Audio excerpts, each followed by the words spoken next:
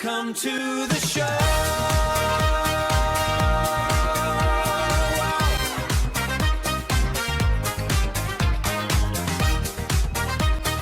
Welcome back to another episode of From Kitchen to C-Suite, the podcast where we analyze the operational, financial, and strategic realities driving the global hospitality and corporate food ecosystems. I am your host, Don. If you have frequented a mid-tier, legacy casual dining establishment in primary metropolitan markets like New York, Chicago, Los Angeles, or Miami recently, you have likely observed a pronounced degradation in the consumer experience. Parking lot volumes are visibly diminished. Interior lighting leans toward the institutional, and service has become increasingly transactional. Concurrently, menus have grown prohibitively complex, and final guest checks are frequently inflated by opaque, non-transparent surcharges reminiscent of third-party cellular contracts. Across America's major urban centers, the casual dining sector is experiencing far more than a minor cyclical downturn. It is undergoing a profound, structural contraction. Flagship locations that anchored commercial corridors and suburban developments for 3 decades are currently shuttering at an unprecedented velocity. Corporate earnings calls routinely proffer a highly curated narrative, attributing these declines to macroeconomic headwinds, persistent inflationary pressures, and permanently altered post-pandemic commuter patterns resulting from remote work. However, here on From Kitchen to C-Suite, we look past the investor relations decks. The data indicates that this is not merely an external economic storm, it is an internal systemic operational crisis. Today's episode is titled, Check Please, How Casual Dining Lost Its Flavor Across America. Let us examine the data and break down the anatomy of this operational collapse. Now let's address the anatomy of an operational collapse. For decades, the mid-tier dining segment sustained market dominance through 2 primary pillars: institutional predictability and high consumer familiarity. The consumer value proposition relied on uniformity, whether visiting a location in Columbus, Ohio, or Miami, Florida. The culinary output, ambient decibel levels, and architectural layouts were identical and comforting in their standardization. Today, however, the disparity between escalating premium price points and deteriorating operational execution has reached an unsustainable critical mass. When brands command top-tier tariffs, consumers demand commensurate hospitality, ambient execution, and culinary precision. Instead, they encounter an operationally compromised ecosystem where foundational structural integrity has systematically eroded. We can categorize the compounding matrix driving this collapse into 5 distinct operational failures: the proliferation of the key holder management model, the systematic phasing out of seasoned, career-minded general managers in favor of an undertrained, undercompensated administrative class, lacking organizational authority and command of hospitality analytics, onboarding deficits and frontline service fractures, the compression of employee training pipelines to protect margins against rising statutory minimum wages, resulting in erratic service tempos, and detached, defensive guest interactions, the surcharge trap, the aggressive implementation of non-transparent, ancillary fees at the point of sale that externalize corporate risk and fracture consumer trust, prohibitive menu architectures, an institutional refusal to streamline expansive, multi-page menus, which triggers extreme back-of-house operational friction, kitchen paralysis, and escalating inventory holding costs, the substitution of industrial analogs, a systemic procurement shift away from fresh, whole ingredients toward ultra-processed, shelf-stable, frozen alternatives to artificially preserve short-term shareholder margins. The biggest issue with casual dining concepts is key holder problem rather than a qualified manager. Let us begin at the core of this operational degradation: the critical deficit in human capital management. Driven by aggressive cost mitigation strategies and escalating executive turnover, corporate offices have quietly abandoned robust, long-term management development programs. The industry veterans, the career general managers who possess the competencies to manage complex P&Ls, optimize labor matrices, execute real-time culinary quality control, and navigate the organizational psychology of a high-stress kitchen, have largely departed the sector. They have been supplanted by what insiders term key holders. These individuals are frequently promoted out of organizational necessity rather than demonstrated leadership competency. Their functional parameters are largely confined to basic facility security, opening and closing protocols, and fundamental cash reconciliation. They function not as strategic leaders, but as administrative custodians. When corporate entities truncate development pipelines, they introduce undertrained personnel into complex, high-stakes leadership roles. These managers lack the foundational competencies in organizational psychology, conflict resolution, and performance management necessary to maintain operational oversight. The immediate consequence is a swift erosion of workplace accountability. Frontline staff recognize this leadership vacuum almost instantly, leading to operational apathy and spikes in absenteeism. When scheduled labor fails to report, the remaining team operates as a chronically overburdened skeleton crew. This bottlenecks service delivery, transforming a seamless hospitality encounter into a fractured, alienating, and highly transactional environment. from the key holder manager has caused the training deficit of front and back of the house staff. When site leadership functions merely as a passive administrative observer, the culture of the entire hospitality enterprise degrades. New service, host, and culinary personnel are routinely deployed into live operational environments, following minimal exposure to digital learning modules on a tablet in a break room, receiving virtually no hands-on floor coaching or peer mentorship. The consequences of this training deficit manifest as pronounced friction points throughout the service cycle. Erratic service tempos, initial table greeting intervals, and course sequencing exhibit high variance, resulting in prolonged delays or overlapping course delivery. Elevated liability risk. Frontline staff possess insufficient comprehension of menu formulations, specifically regarding allergen cross-contamination and complex dietary restrictions. Compromised order accuracy. A lack of technical fluency with point-of-sale POS systems and basic service steps causes order accuracy rates to decline, accelerating inventory waste and comped transactions. Furthermore, absent formal instruction in emotional intelligence and conflict resolution, service encounters have become detached or overtly defensive, depressing critical repeat visit metrics and diminishing long-term brand equity. How compounded gratuities and algorithmic inflation are eroding the casual dining experience. The structural decline of the American mid-tier casual dining sector is increasingly accelerated by a profound distortion of the traditional economic contract between restaurants, service staff, and consumers. Historically, proper dining etiquette dictated a predictable, merit-based framework, wherein a baseline gratuity of 15% was calculated exclusively on the subtotal of food and beverage items, intentionally omitting state taxes, local levies, and administrative fees. In the contemporary hospitality landscape, however, modern point-of-sale platforms and corporate billing configurations have unilaterally upended this standard by embedding aggressive, algorithmic prompts that suggest baseline gratuities ranging from 18% to 25%.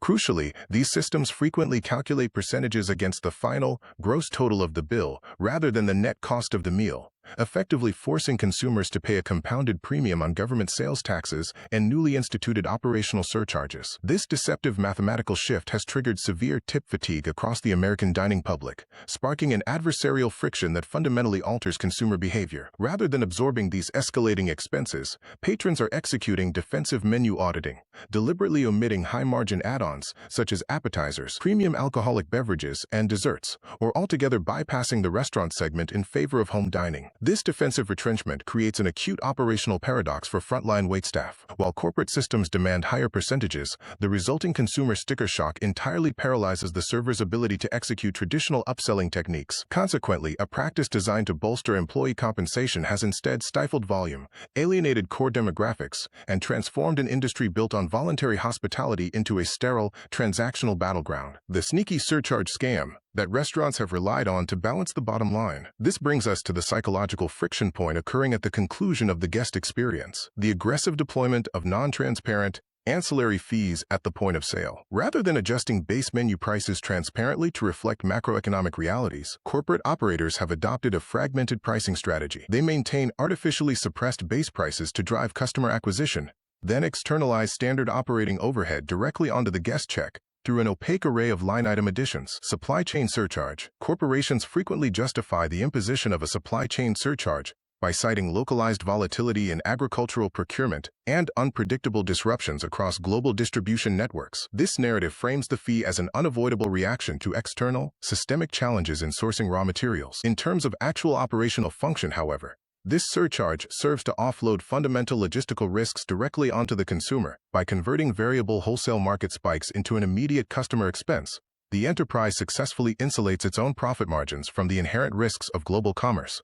Healthcare mandate fee. When introducing a healthcare mandate fee, corporate communications typically emphasize the necessity of maintaining compliance with statutory employee benefit regulations and local healthcare mandates. This positions the company as a responsible employer, navigating complex legal requirements. The actual operational function reveals a strategy of externalizing internal human resource and regulatory compliance costs. Instead of absorbing these statutory requirements as a standard cost of labor, the organization converts basic employee overhead into a distinct, separate consumer tariff, listed at the bottom of the receipt. Inflation adjustments. The corporate justification for inflation adjustments relies on the premise that such measures are an unavoidable response to general macroeconomic currency depreciation and escalating wholesale costs. It presents the fee as a reluctant but necessary adjustment to broader economic realities. Operationally, this mechanism functions as an artificial preservation of corporate margins. It allows a business to raise revenue dynamically while avoiding both the capital expenditure and the perceived brand risk associated with printing updated, streamlined menu materials or permanently altering baseline pricing structures. Credit card processing fees. Proponents of credit card processing fees argue that these line items are necessitated by rising interchange tariffs levied by major financial institutions and payment processors. This positions the business as an intermediary merely passing along an inescapable third-party penalty. In practice, the actual operational function of this fee is the total shifting of transactional processing costs to the end user. Rather than absorbing merchant fees as a standard cost of doing business in a modern economy, the corporation treats the acceptance of digital tender as a premium service funded entirely by the consumer. This methodology introduces significant psychological friction, leaving consumers with a profound sense of manipulation. A transaction that appeared economically viable based on menu architecture transforms into an inflated final liability upon receipt generation. In an economic climate where discretionary spending on food away from home is increasingly scrutinized, these deceptive pricing strategies severely fracture consumer trust. Diners are shifting their patronage away from legacy chains in favor of independent operators and progressive concepts that practice radical fiscal transparency. Operational inefficiencies of prohibitive extensive menu. Compounding these front-of-house trust deficits is severe operational paralysis in the back of house. A significant cohort of legacy brands remains anchored to obsolete, multi-page menu architectures featuring dozens of disparate, non-overlapping stock-keeping units, operating under the flawed assumption that massive variety captures universal market appeal. This strategy has evolved into a severe financial liability. The institutional commitment to an expansive, high-SKU menu architecture acts as a primary catalyst for financial hemorrhaging, fracturing the legacy restaurant model along two distinct operational vectors: elevated inventory holding costs and spoilage. To maintain a bloated menu featuring everything from specialized seafood to complex pastas and varied appetizers, purchasing departments must secure an immense volume of highly perishable, non-overlapping ingredients. This overprocurement traps significant working capital in cold storage, inflates holding costs, and exponentially increases food spoilage rates, as low-velocity menu items systematically expire before generating revenue. Acute kitchen paralysis and ticket stalls. Line cooks and kitchen crews are forced to pivot continuously between radically different culinary disciplines and preparation methodologies within a single service period. Because the station architecture of a lean contemporary kitchen cannot efficiently support the simultaneous execution of disparate cuisines without operational friction, the line experiences severe bottlenecking. Preparation times multiply, ticket times stall, cross-contamination risks rise, and the mechanical flow of food execution breaks down under the weight of excessive choice. Conversely, agile modern restaurant concepts utilize hyper-focused, streamlined menus that facilitate rapid product turnover, optimal ingredient freshness, and flawless execution. Legacy chains remain anchored to an obsolete model that sacrifices foundational culinary precision for the superficial and counterproductive illusion of consumer choice. Now let's address the material substitution versus authentic food and beverage quality. To mitigate escalating ingredient expenditures driven by agricultural instability and global supply chain volatility, legacy corporations have consistently prioritized the preservation of short-term shareholder margins over culinary and beverage integrity. Corporate procurement departments have systematically substituted premium, whole ingredient components with cheaper, ultra-processed, shelf-stable and frozen alternatives. Beverage programs. Freshly extracted citrus juices have been widely replaced by synthetic, shelf-stable chemical concentrates formulated with high-fructose corn syrup. Sauce matrices. House-manufactured mother sauces, historically prepared by skilled prep cooks, have been superseded by industrial, shelf-stable options, packaged in polymer films designed to be heated in water baths. Protein procurement. High-grade fresh proteins have been systematically phased out for heavily brined, mechanically tenderized, pre-cooked frozen substitutes, manufactured with pre-applied machine grill marks. The net output of this strategy is a culinary portfolio of uninspired, homogeneous, and nutrient-deficient offerings that taste virtually identical across competing corporate brands. Consumers have rapidly discerned that the premium prices demanded by these establishments are allocated toward corporate overhead, debt servicing, and prime real estate leases, rather than the intrinsic value of the ingredients on their plates. The final verdict is a self-inflicted downfall. The structural contraction of legacy casual dining concepts across premier urban markets does not represent a temporary, cyclical downturn. It constitutes a permanent structural correction. The contemporary urban diner is highly informed, value-conscious, and entirely intolerant of substandard hospitality. Legacy brands can no longer rely on historical nostalgia or legacy brand equity while operating with untrained personnel, predatory pricing mechanisms, and compromised culinary standards. Until these legacy institutions stop treating hospitality as a pure transactional volume game and commit significant capital to reinvesting in competent site management, robust professional development pipelines, transparent pricing frameworks, and streamlined high-integrity menus, the systematic decommissioning of their urban real estate portfolios will continue, unabated. The equation remains fundamental.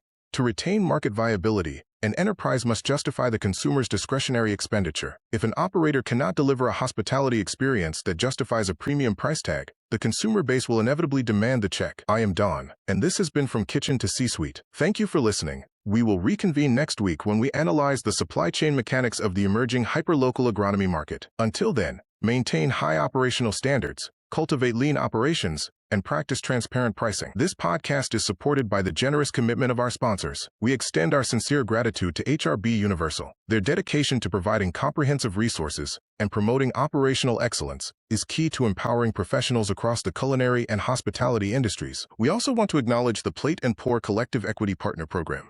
This initiative exemplifies a true commitment to fostering shared success and equitable growth within the food and beverage sector, helping entrepreneurs build a more inclusive and thriving future. The journey to the C-suite is fueled by innovation, relentless dedication, and the right network. We encourage you to engage with the resources and support offered by our sponsors. For details on how to connect with HRB Universal and the Plate and Pour Collective Equity Partner Program, visit hrbuni.com. Audio podcast. Subscribe and listen via Riverside at fromkitchentalksuite.riverside.com or our primary website at hrbuni.com. Alternatively, access our broadcasts on Apple Podcasts, Spotify, YouTube, Amazon Music, Audible, iHeartRadio, or Deezer. Video podcast. Experience the full visual broadcast of the From Kitchen to C-Suite podcast on the HRB TV network, accessible directly on Roku or Fire TV platforms by searching for HRB TV Network. Until our next broadcast, continue to innovate and strive for superior achievement.